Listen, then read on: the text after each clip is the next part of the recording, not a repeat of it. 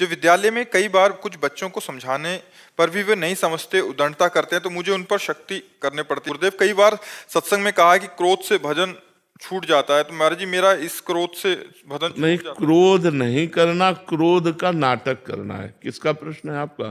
क्रोध का नाटक करना है, क्रोध तो नहीं करना। बच्चों पर क्रोध करना उचित नहीं, क्योंकि क्रोध पूर्वक उनको शासन में लेना एक अलग हो जाता है। तो हमें लगता है क्रोध का नाटक करना पड़े तो गुरु को, शिक्षक को, माता पिता को करना चाहिए।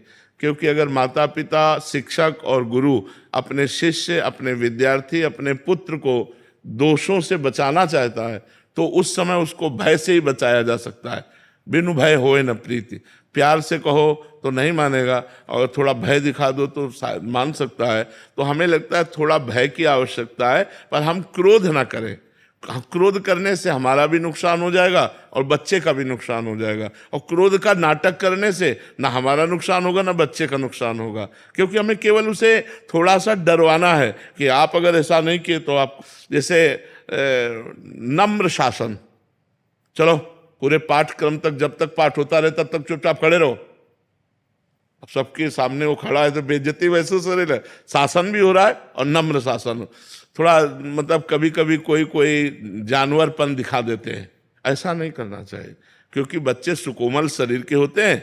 नम्र शासन तो हमें लगता है ठीक है। और आजकल के विद्यार्थी भी बहुत उद्दंड हैं, तो अगर बड़े बच्चे हो तो क्रोध मत करना क्रोध का नाटक भी मत करना, क्योंकि बड़े बच्चों में आजकल ज्यादा विनम्रता नहीं रह गई, सहनशीलता नहीं रह गई है। तो हमें लगता है अगर छोटे बच्चे हैं तो ज्यादा क्रोध करने की जरूरत नहीं, और बड़े बच्चे हैं तो बिल्कुल क्रोध करने की जरूरत नहीं है, क्योंकि वो फिर आप पर कहीं क्रोध न कर जाएं। तो मतलब हमको बहुत सावधानी रखनी है, अपनी नौकरी भी बचानी है, अपना जीवन भी सुरक्षित रखना है, बच्चे को भी उन्नतिशील